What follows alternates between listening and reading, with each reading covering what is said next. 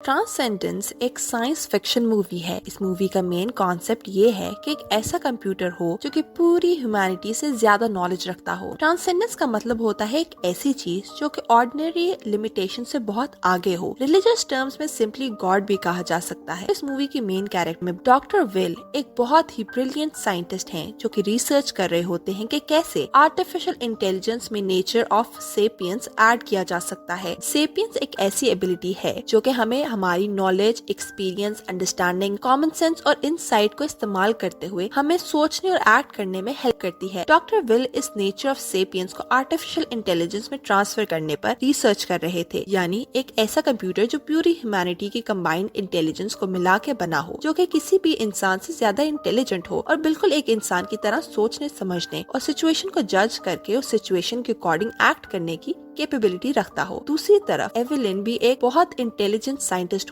है और वो अपने हस्बैंड की रिसर्च में उसकी मदद भी करती है, लेकिन एवेलिन को ख्वाब होता है कि साइंस को यूज करते हुए दुनिया से डिजीजेस को खत्म किया जा सके और प्लैनेट को भी क्योर किया जा सके ताकि अपने आने वाली जनरेशंस के लिए एक बेटर फ्यूचर क्रिएट किया जा सके। विल भी एवेलिन की इस ड्रीम को पूरा करने के लिए बहुत कोशिश करता है। और थर्ड मेन कैरेक्टर मैक्स है और वो भी एक साइंटिस्ट है और विल का दोस्त भी। मैक्स और एवेलिन दोनों सेम प्रोजेक्ट पे काम करते हैं। मूवी स्टार्ट होती है तो हमें मैक्स एक अबैंडन्ड घर में जाते दिखाया जाता है। मैक्स उस घर के गार्डन में जाता है तो देखता है कि सारे प्लांट मरे होते हैं सिवाय सनफ्लावर्स के। वो सनफ्लावर्स को देख रहा होता है कि एक सनफ्लावर से वाटर ड्रॉप गिरता है। सीन शिफ्ट होते हैं 5 साल पहले के वक्त पर। डॉक्टर विल और एवेलिन को अपने प्रोजेक्ट के लिए फंड चाहिए होते हैं जिसके लिए वो टेक्नोलॉजी से रिलेटेड शो करने जाते हैं। वहाँ विल, एवेलिन और मैक्स स्पीचेस करते हैं। विल अपनी रिसर्च को एक्सप्लेन करता है। वो बताता है कि उसके मुताबिक ये कंप्यूटर ट्रांसेंडेंस है। इस कंप्यूटर की थिंकिंग पावर्स पूरी दुनिया के किसी भी इंसान एग्जिस्टिंग और हिस्टोरिक से ज्यादा होगी। इस कंप्यूटर के पास इंसान जैसे इमोशन, थिंकिंग एबिलिटी, जजमेंट और इंसाइट होगी। इन सिंपल वर्ड्स ये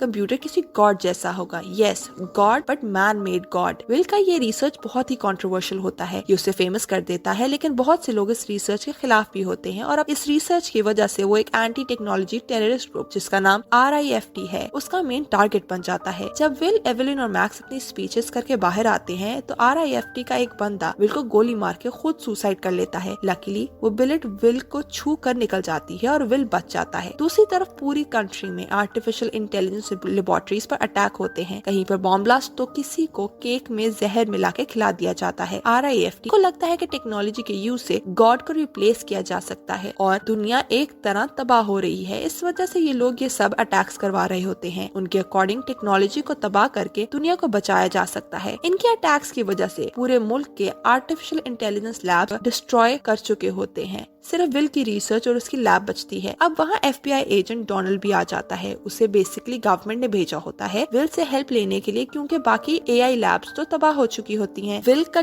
कॉलीग और दोस्त कहता है कि उसकी लैब ही वो लैब है जहाँ आर्टिफिशियल इंटेलिजेंस बन सकती है, इसलिए डिफेंस डिपार्टमेंट उससे कोऑर्डिनेशन मांग रहे हैं। विल अपने प्रोजेक्ट में गवर्नमेंट को इन्वॉल्व करने से साफ इनकार करता है। एजेंट डोनाल्ड उससे उसकी ऑलरेडी मेड पेन नामी आर्टिफिशियल इंटेलिजेंस दिखाने को कहते हैं। विल का ये प्रोजेक्ट पेन एक super power quantum computer machine है जो कि दुनिया के किसी भी इंफॉर्मेशन को सेकंड्स में कंप्यूट कर सकता है और इसमें state of the art thinking capability होती है। लेकिन इस कंप्यूटर में नेचर ऑफ सेपियंस की कमी होती है। पेन ऑटोमेटिकली जोसेफ और डोनाल्ड की आइडेंटिटी को रिकॉग्नाइज कर लेती है, हालांकि ये दोनों ही पहले कभी इस लैब में नहीं आए थे। सब AI की बातें कर रहे होते हैं जब विल को डिजीनेस फील होती है तो एवेलिन मीटिंग खत्म करके विल को घर ले जाती है। इधर विल की तबीयत थोड़ी खराब हो जाती है और मेडिकल चेकअप्स में हमें पता चलता है कि असल में जिस बुलेट ने विल पर अटैक किया था उसको पोलोनियम से बनाया गया था। पोलोनियम एक रेयर और हाईली रेडियो एक्टिव मेटल है। डॉक्टर्स बताते हैं कि विल अब 1 महीने से ज्यादा जिंदा नहीं रह सकता। एवेलिन बहुत दुखी हो जाती है और विल को बचाने के लिए डेस्परेट भी होती है कि उसे एक आइडिया आता है। वो मंकीज के ब्रेन पर होने वाले एक्सपेरिमेंट को देखकर आइडिया लेती है। वो मैक्स को बुलाती है और उसे बताती है कि उसके पास विल को बचाने का आइडिया है कि वो विल की कॉन्शियसनेस पेन में अपलोड कर दें। एवेलिन का प्लान होता ये है कि वो विल को बचाने के लिए विल की रिसर्च और मंकीज के ब्रेन पर होने वाली रिसर्च रिसर्च को कंबाइन करके विल की कॉन्शियसनेस यानी उसकी थिंकिंग एबिलिटी और उसके इमोशंस को एक आर्टिफिशियल इंटेलिजेंस यानी पिन में अपलोड कर दें। अब इसका फायदा यह है कि फिजिकली मर जाने के बाद भी एक आर्टिफिशियल इंटेलिजेंस की शक्ल में यानी एक कंप्यूटर की शक्ल में विल हमेशा जिंदा रहेगा। लेकिन मैक्स इस आइडिया से एग्री नहीं करता, कहता है कि विल एक मंकी नहीं है जिस पर ये एक्सपेरिमेंट सक्सेसफुल हो सके। एवलिन मैक्स को बहुत समझाती है और अपनी रिसर्च भी दिखाती है, लेकिन मैक्स फिर भी डाउट में होता है। विल उसको समझाता है कि उसने तो वैसे भी मर जाना है, लेकिन अगर मैक्स ने अपॉर्चुनिटी ना अवेल की तो वो सारी जिंदगी रिग्रेट में रहेगा। मैक्स रिलक्टेंटली मान जाता है और एवलिन के साथ मिलकर काम शुरू कर देता है। अब मैक्स और एवलिन इस प्रोजेक्ट पर दिन रात बहुत मेहनत करते हैं और इसी सब में एक पूरा महीना गुजर जाता है।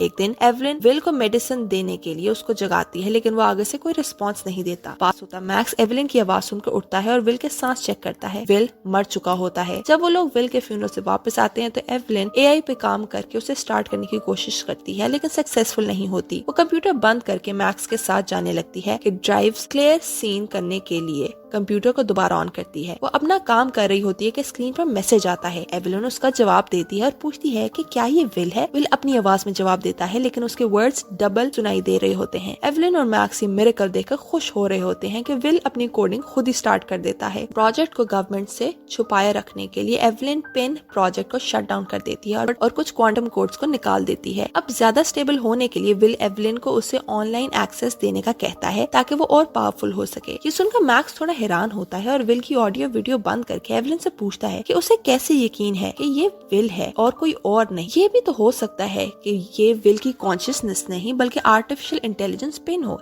एवलिन गुस्सा हो जाती है और मैक्स को वहाँ से चले जाने का बोलती है और खुद विल को सैटेलाइट के जरिए इंटरनेट से कनेक्ट कर देती है। अब दूसरी तरफ RIFT के लोग भी पिन के खिलाफ होते हैं और ब्री RIFT की लीडर उसे खत्म करना चाहती है और उन्हें पता चल जाता है कि एवलिन ने पिन के कॉर्ड अनप्लग किए हैं और वो AI को यूज कर रही है। मजीद इन्फॉर्मेशन के लिए वो लोग मैक्स को किडनैप कर लेते हैं। तभी एवलिन को ट्रैक कर लिया जाता है और वो सब उस पर अटैक करने जाते हैं। एवलिन वहाँ विल की कोडिंग में हेल्प कर रही होती है कि उसे वो लोग आते दिखाई देते हैं। वो जल्दी से विल को ऑनलाइन ट्रांसफर करती है और कंप्यूटर बंद करके वहाँ से भाग जाती है। विल ऑनलाइन आते ही RIFT के बारे में इन्फॉर्मेशन इकट्ठी करता है और FBI के कंप्यूटर्स पर सेंड करता है। कंप्यूटर यूज करते एजेंट्स हैरान हो रहे होते हैं कि जोसेफ उनको बताता है कि कोई उनकी हेल्प कर रहा है। डोनाल्ड फौरन टीम जमा करता है, RIFT के हाइडआउट्स पर रेड करके उन्हें अरेस्ट कर लेता है। दूसरी तरफ विल ऑनलाइन एक्सेस करके एवलिन को सेफ रहने के लिए एक ब्राइटवुड नामी टाउन में ले जाता है। वहाँ 2 साल के अरसे में वो लोग एक टेक्नोलॉजिकली एडवांस डाटा सेंटर बनाते हैं। यहाँ विल अपनी रिसर्च की हेल्प से मेडिसिन, एनर्जी, बायोलॉजी और नैनो टेक्नोलॉजी पर ग्राउंड ब्रेकिंग टेक्नोलॉजी डेवलप करता है। विल टेक्नोलॉजी वाइज इतना एडवांस हो चुका होता है कि अब वो अपनी नैनो टेक्नोलॉजी से ह्यूमन सेल्स तक को रीबिल्ड कर सकता है, किसी के भी इलनेस या इंजरी को हील कर सकता है। यहाँ तक कि विल अब लोगों के इमोशंस को समझ सकता है, उनके साथ माइंड टू माइंड कनेक्ट कर सकता है और इवन उन्हें कंट्रोल भी कर सकता है। विल जब अपनी लोगों के माइंड को कंट्रोल करने की एबिलिटी पोर्ट्रे करता है तो एवलिन भी उससे डर जाती है। मूवी के एक सीन में हमें दिखाया जाता है कि एवलिन की प्रॉपर्टी का मैनेजर मार्टिन उनके लैब में जख्मी हालत में लाया जाता है और विल नैनो टेक्नोलॉजी से उसका इलाज करके उसे बिल्कुल ठीक कर देता है। अगले दिन एवलिन मार्टिन से मिलने जाती है तो मार्टिन इनहांस्ड और नॉर्मल ह्यूमन बीइंग से ज्यादा स्ट्रॉन्ग दिखता है। साथ ही मार्टिन की जगह विल बात करता है और बताता है कि वो मार्टिन से कनेक्टेड है और लिटरली विल इन पर्सन है। एवलिन पैनिक करती है, वहाँ से चली जाती है। मार्टिन के एनहांस होने की वीडियो वायरल होती है और RIFT को भी मिलती है। इस वीडियो के बाद लोग दूर दूर से अपने इलाज कराने इस लैब में आते हैं। एक दिन जोसेफ और डोनाल्ड भी टाउन में आते हैं और एवलिन उनको लैब में ले आती है। विल उनका वेलकम करता है। उसको देखकर जोसेफ शॉक्ड हो जाता है और वो जाते हुए एवलिन को एक पेपर देकर जाता है जिस पर लिखा होता है कि इस जगह से भाग जाओ। उधर जोसेफ और डोनाल्ड वहाँ से निकलने पर लैब को डिस्कस करते हैं और ऐसी टेक्नोलॉजी को डेंजरस समझते हुए रोकने का प्लान बनाते हैं। उधर ब्री एवलिन की लैब की पिक्स और उसकी कंपनी के डेवलपमेंट देखकर AI के डेंजर के बारे में समझती है तो मैक्स उसे सब बता देता है और मैक्स RIFT के बिहाफ पर जोसेफ से कांटेक्ट करता है। मिलने पर उससे बताता है कि उसने एवलिन की हेल्प की थी, इसलिए उसे पता है कि उस टेक्नोलॉजी को कैसे एंड किया जा सकता है। विल को रोकने के लिए FBI और RIFT के बीच में अलायंस बन जाता है। वो लोग ब्राइटवुड में मौजूद सोलर पैनल्स तक एक टनल बनाते हैं। दूसरी तरफ एवलिन विल से रूटली बात करती है तो वो इसको हार्मोन की कंडीशन बताता है। इससे एवलिन शॉक होती है और विल को अपने बारे में मौजूद सारा डाटा दिखाने का कहती है। उस डाटा में एवलिन के इमोशन, थॉट्स और हार्मोन्स की कंडीशन सब पता चल रहा होता है। एवलिन गुस्से में लैब से निकलती है और सोलर पैनल्स के पास जाती है। मार्टिन की शक्ल में विल उससे बात करने की कोशिश करता है। इसी दौरान उस एरिया में ब्लास्ट होने लग जाते हैं। जमीन में होल होता है और उसमें से मैक RIFT और FBI के साथ बाहर निकलता है। पेन के सोर्स कोड के बारे में मैक्स सब कुछ जानता है। तो अब ये लोग मिलकर विल को डिस्ट्रॉय करने के लिए डिसाइड करते हैं कि एक वायरस डेवलप करें, सोर्स कोड को डिलीट किया जा सके और उसे तबाह किया जा सके। मैक्स एवलिन को समझाते हुए अपने साथ चलने का कहता है, लेकिन मार्टिन उसके आगे खड़ा रहता है और पास मजीद लेबर्स भी आ जाते हैं। मैक्स एक लेबर को शूट करता है तो नैनोटेक के जरिए उसका जख्म बिल्कुल ठीक हो जाता है। ये देखकर सब पैनिक करते हैं। मार्टिन और लेबर्स की तरफ शूटिंग करते वहाँ से अपनी जीप पर बैठकर भाग जाते हैं। एवलिन अपने अपार्टमेंट जाती है जबकि मार्टिन टनल में जंप करता है और उसमें गए लोगों के पीछा करता है। दूसरी तरफ लेबर्स जीप के पीछे भागते हैं। यहाँ हम ये देख सकते हैं कि लेबर्स इतने इनहांस्ड हो चुके हैं कि वो गाड़ी की स्पीड से भाग रहे होते हैं। लेबर्स जीप में मौजूद लोगों को मार देते हैं, लेकिन मार्टिन को टनल में कॉपर फेंस लगाकर बंद कर दिया जाता है। इससे उसका विल से कनेक्शन खत्म हो जाता है। अब हम देखते हैं कि RIFT और FBI मिलकर एवलिन को किडनैप करके अपने पास ले आते हैं।